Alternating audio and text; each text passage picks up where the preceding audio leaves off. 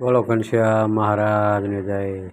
ભક્તો, આજે આપણે ઘનશ્યામ લીલા ચરિત્રની કથા સાંભળવાની છે. તો આ કથા તમે પૂરેપૂરી સાંભળજો. આજે આપણે 28મા અધ્યાયની ભાગ 1ની કથા સાંભળીશું. અને જે હરિભક્તોને ઘરે ભગવાનની મૂર્તિ હોય અને એમને જો ઓનલાઈન ભગવાનના વાઘા મગાવવા હોય તો અમારી પાસેથી મગાવી શકે છે. અમારો મોબાઈલ નંબર 63 54 45 14 82. આ નંબરમાં ફોન કરીને વધારે માહિતી લઈ શકે છે. હવે આપણે 28મા અધ્યાયની કથા સાંભળીશું. પહેલા ભાગની અયોધ્યાની લીલા વિષયની આ કથા છે. તો આ આપણે લીલા ચરિત્રની કથા સાંભળીને આપણે ભગવાનને રાજીપો મેળવીશું. હે રામ શરણજી, એક સમયે ધર્મદેવ રામ પ્રતાપભાઈને લઈને ગામ લોહગંજરી જતા હતા.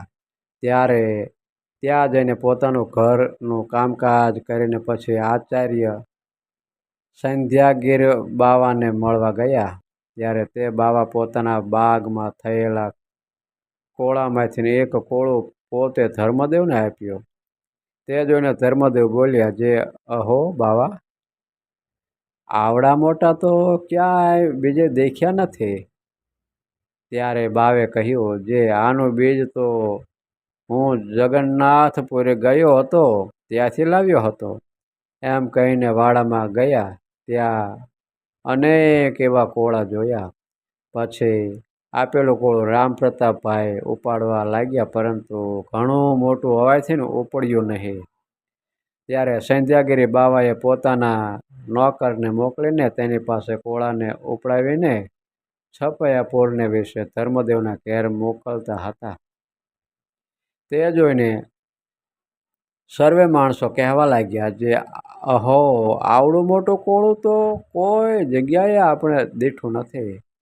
આ તો ઘણું મોટું છે.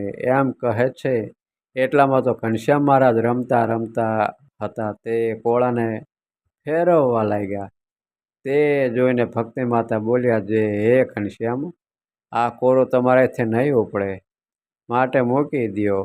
તમારા પિતા તથા ભાઈની સાથે જમવા બેસો.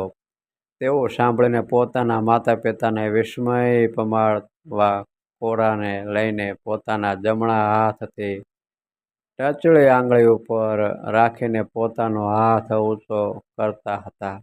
ડાબો હાથ પોતાની કેડ ઉપર મૂકીને પોતાનો જમણો પગ વાંકો રાખીને ઊભા ઊભા બોલતા હતા, જે માતા પિતા, તમે જુઓ, આવી રીતે શ્રી કૃષ્ણ ભગવાને બાળપણમાં ગોવર્ધન પર્વત ધાર્યો હતો.